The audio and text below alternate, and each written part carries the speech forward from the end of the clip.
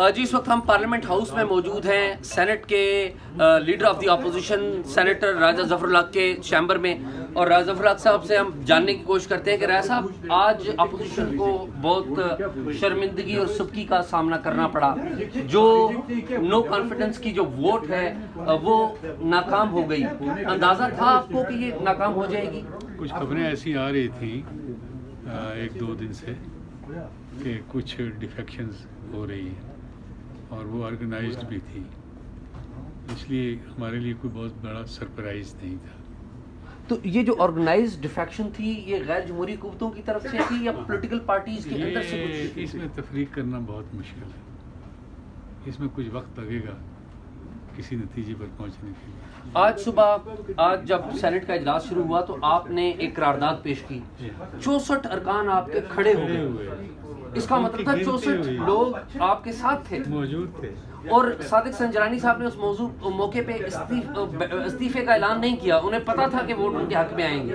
آپ کو پتا تھا کہ ووٹ آپ کے چوری ہوں گے؟ ہمیں پتا تھا کہ کچھ نہ کچھ معاملات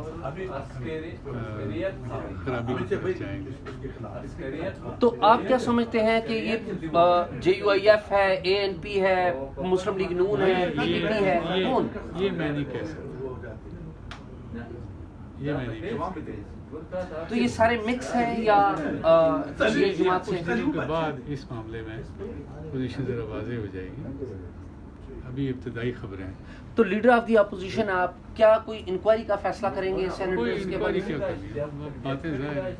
یہ تو پولیٹیکل پارٹیز کچھ سیاسی جماعتوں کو آپ سمجھ دیں گے کہ شہباز شریف صاحب یا بلاول بھٹو کوئی وہ ایکشن نہیں؟ وہ بیٹھیں گے آپس میں تو پھر بات کریں گے۔ لیکن آپ عرصہ دراز سے اس پارلیمنٹ کا حصہ ہے، آپ کا تجربہ کیا کہتا ہے کہ جب ووٹ چوری ہوتے ہیں تو کبھی پکڑے جاتے ہیں چوری کیے گئے ووٹ، چوری کرنے والے؟ نشاندہی ہو جاتی ہے۔ آپ کیا سمجھتے ہیں کہ پیسہ چلا ہے، خوف چلا ہے، یا کیا ہوا؟ میں یہ کہتا ہوں نا کہ چند دن گزرنے دیں تو یہ ساری باتیں سامنے آ جائیں گی۔ راجہ صاحب بہت شکریہ، بہت تھینک یو۔